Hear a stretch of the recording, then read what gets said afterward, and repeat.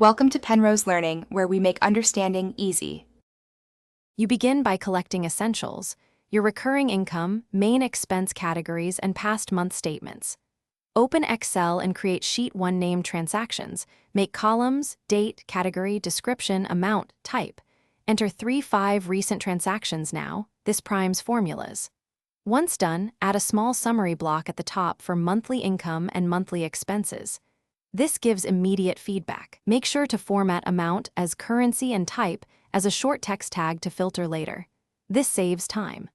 Next, convert your transactions into an Excel table. Press Ctrl+T. This makes ranges dynamic when you add rows.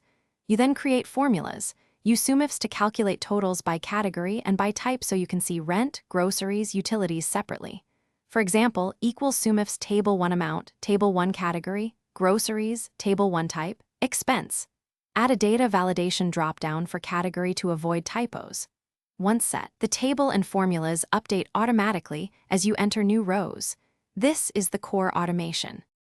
To finish, create a compact dashboard on Sheet 2 showing monthly income, expenses, net, and a bar chart of category spend. This gives instant clarity. Add conditional formatting to highlight any category over 30% of income or when net is negative. Visual speed decisions. If numbers look wrong, troubleshoot. Make sure amount cells are numeric, not text. Remove stray spaces from category and verify your table name and formulas. If a SUMIFs breaks, check that type values match exactly. Consistency fixes most issues. Thanks for watching. If this was helpful, leave a like and consider subscribing. See you next time.